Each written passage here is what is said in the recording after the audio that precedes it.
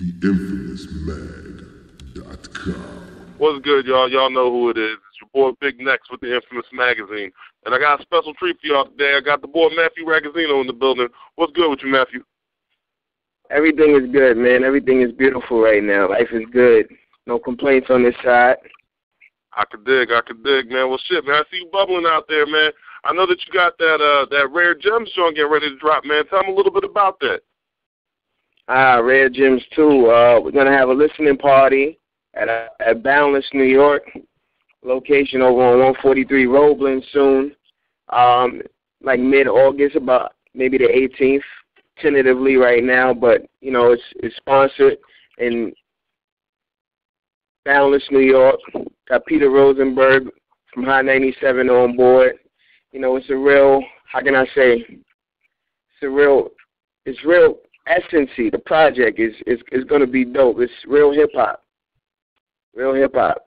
Y'all definitely should be on the lookout for that real soon. But right now, we got the Rare Gems Part 1, the collection, out there in the world. So if you're not in tune, you need to go download that for sure. Got a lot of heaters on there. A lot of variety. Mm-hmm. I seen that you had a lot of work with the outdoorsmen on there. Who can we expect for Part 2? For Part 2, my in-house, my family, you know, my partner, Shot Banger, my partner, Big Throwback, DJ Clark Kent, to name a few names, Seb Bash. I don't know if you guys are familiar with him. He's from Switzerland. He's pretty dope, too. Okay. I got a few guys, a lot of new blood, just showcasing, you know, a lot of heat. They've been working with me for a while, and, you know, I think it's about that time everybody get a little bit of shine. It's real. I got a lot of producers on there, but the sound is very cohesive. Okay. So what was the overall feel? What was the mindset of it when you was putting the project together? When I put the project together, you know, I was just sifting through some records and some freestyles, really just wanting to, you know, go in a boom bap direction. Like, it's real boom bap inspired. You know, hanging out with Peter Rosenberg and listening to his show, you know, definitely helped inspire it. Also, you know, conversations about just hip hop in general with my team really inspired the direction of the project. And you know, I just kind of, you know, you work like a hippie where I just let it flow, and Rare Gems 2 is what came out. I could dig that, man. I could dig that. Well, why don't you educate them a little bit more to how long you've been doing your thing? Because you've been on the scene now for a while, man. Since you first came on the scene, man, like how have you started to see things pick up for you? You know what I mean? How have you seen your movement starting to flow, man? You know, it went from not being paid attention to at all to, you know, being one of the guys that people are starting to talk about and starting to bubble, and, you know, my name is being mentioned, you know, in certain circles, and, you know, with some high people in some high places about, you know, being one of the next, especially from our region, from NYC, and I definitely appreciate it. The hard work is starting to pay off that my team and I have been putting in. You know, a lot of planning, a lot of strategizing, and everything is, you know, starting to work right now, and I'm just loving it, and we're about to turn it up 10 notches. I could dig that, man. I could dig it. I've seen that you got a lot of home support, you know what I mean, going on. I saw that you did at that one track up that you did a few months back with Master Ace. How did you end up linking up with him, man? That's a long story, but the long and the short of it, we have mutual friends that go way back for some time. They're almost like brothers, Shot Banger and Steady Pace. Shout out to Steady Pace. And they both, you know, said, we, you know, advocates. He's an advocate for Ace. My partner's an advocate for me. And they said we should collaborate. They spoke about it a few times and then put the bug in the artist's ear, myself and Ace, and linked us together. And, you know, a few conversations, bam, there you have it, where I'm from. That's dope, man. That's dope. That song has a lot of backstory. I could do a whole 30-minute episode with no commercials talking about how that song came together. That was crazy, but that's the long and the short of it. That was a real dope experience. That was actually like the first song that Master Ace had done like that. A lot of people didn't even know he was from Brownsville. Mm-hmm. We got a chance to shoot the video in the neighborhood, and that was the first time he had been back in the neighborhood in a while. So, and that was the first video he had done in the neighborhood. So the whole experience was just a monumental one, real historical. Mm. And it's funny that you touched on that, man, because this was the first time that we've seen somebody from Brownsville from that era, because people look at Master Ace and they forget, man, he was one of the originators out there doing this thing. He was the only cat from Brooklyn that was from the Juice Crew, and to see Brownsville connected later on with Brownsville, that was a dope thing to see right there. For those that are aware of the history on it, and and there's a lot of history with a lot of the other cats too that you've been working with. Like you mentioned that you've been working with Clark Kent. I know you did that one track with him, Battle of Metropolis. What was it like working with him, man? Oh man, I've been knowing Clark for years. He's like a big brother of mine. Definitely helped my upbringing and mentor me on the way up. Working with him is difficult at times, but it's fun because I know he wants the best for me, and he's a stickler. After all, he had something to do with some of the greatest to ever do it, especially the guys that are from the same borough. Biggie and Jay. So he's a perfectionist at the end of the day, and it took me from 15 to now, to really get where I'm supposed to, so that he can say, you know what, I think it's time. Just like he explained on the beginning of the Battle of Metropolis record, that was an absolute true story. But I guess, everything happens when it's supposed to. I guess it wasn't supposed to back then. Everything moved at God's speed. I'm just thankful to be here right now and, have my work out there and, be appreciated and, be able to grow and have a strong team around me that sees eye to eye. We're all on the same page and we're all about the forward motion. It's dope altogether. Like, I can't really complain about anything right now. I can dig. Now, fast forwarding a little bit, going back into the new project you're putting together. I noticed that you got a lot of work with Sha Banga on there. And I noticed that he also did some of your video work for you. Like he directed Zen Master. Tell me, man, is Sha pretty much going to be the main eye behind the camera for those? Because those videos are crazy. Yeah, we got a little team, on the videography side. But definitely he's, Sha Banga wears so many hats. That's that guy right there, man. That's my dude. I could dig it. And I seen that you also did a cut recently with the boy John Connor. Shout out John Connor, man. He's really been grinding, doing his thing. But that 1995 joint is crazy. How did y'all link up to do that, man? John Connor, we met. It was like November, December 2010 at a show at Southpaw. Shout out to my man Mike Sean. Generation Next show, and we didn't even really get to touch base. We just, saw each other's performance, shouted each other out from afar, and kept it moving. And we linked up on Twitter and just started talking. And, we had been speaking for a while through the emails, exchanged contacts, and, through some talks, and then seeing each other again out South by Southwest, admiring each other's work. Like, yo, I respect what you do. Like, I respect what you do, too. From there, we just put it together. I had a joint that I sent him, and he sent it back to me, like, the same day. And we released it. And, we got a couple more things in the works, too, that we in talks of doing. But that's the homie right there, Flint. Young Sav, he's from NY, and he's cool peoples. And I had been talking to him for a while also, and that's his manager, for those who don't know. So it was almost like a no-brainer because everybody, respects each other's work. They respect each other as grown men.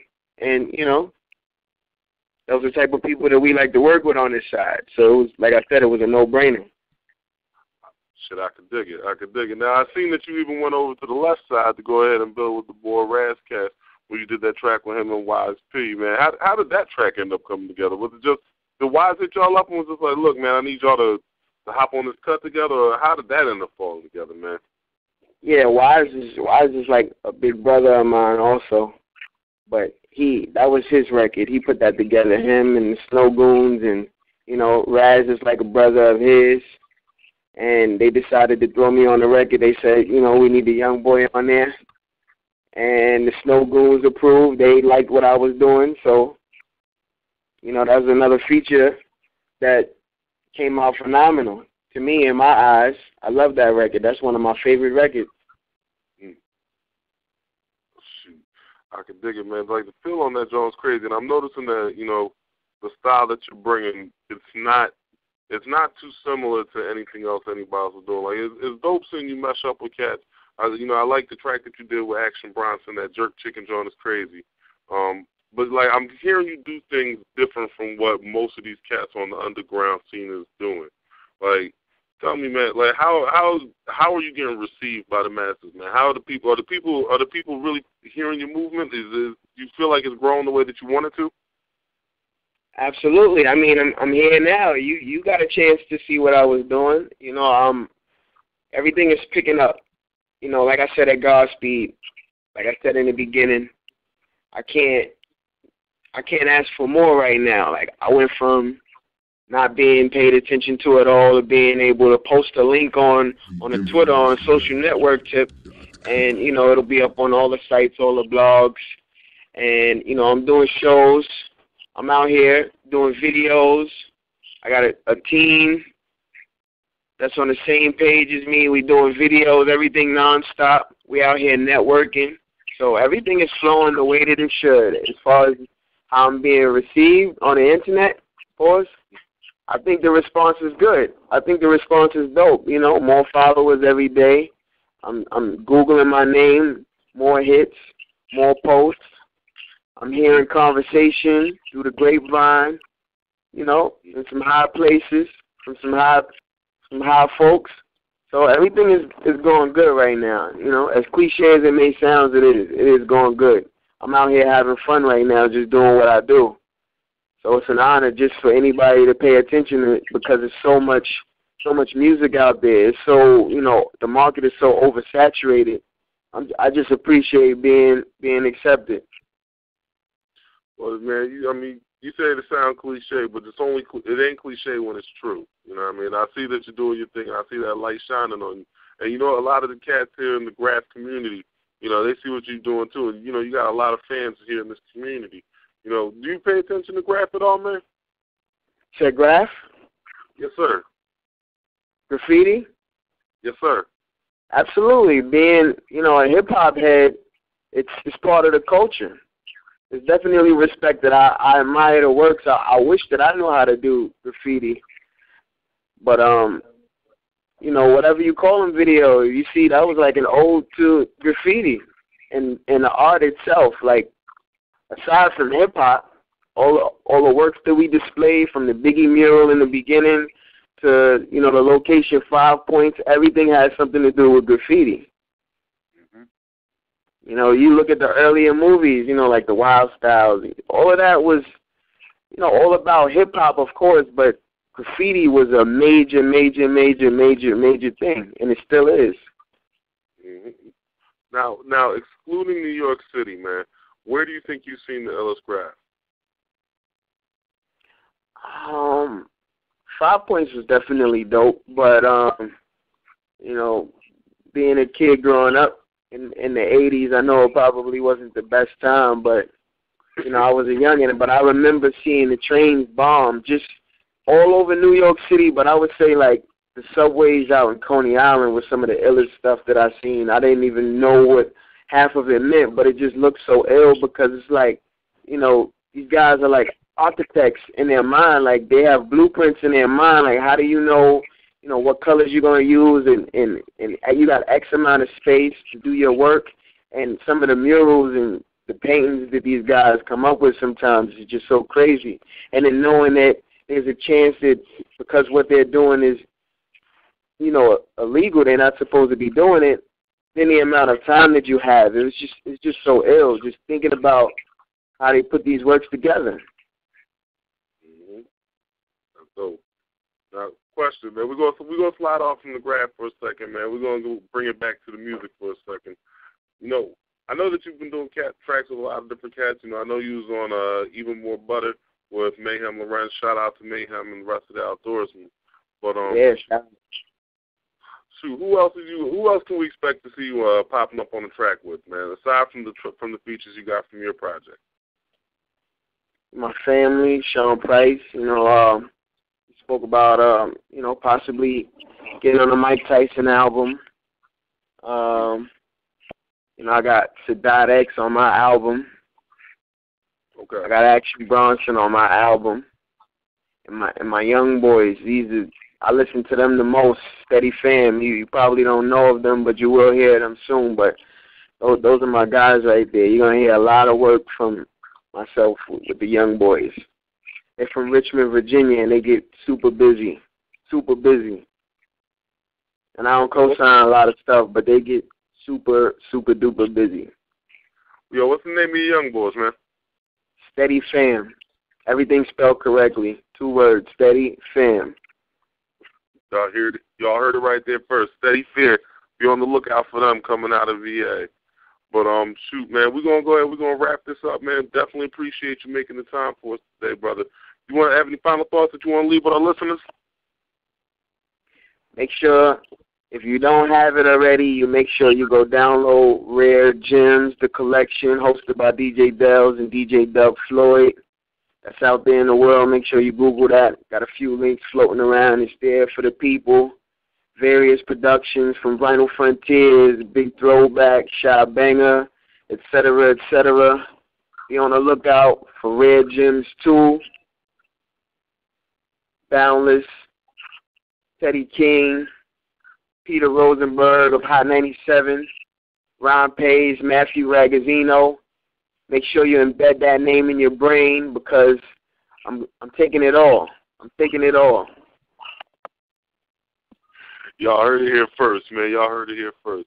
Well, definitely appreciate you coming through, man, spending your time with us today. Y'all know what it is, man. This is the Infamous Magazine. Always got the exclusives for you. Infamous out. When fame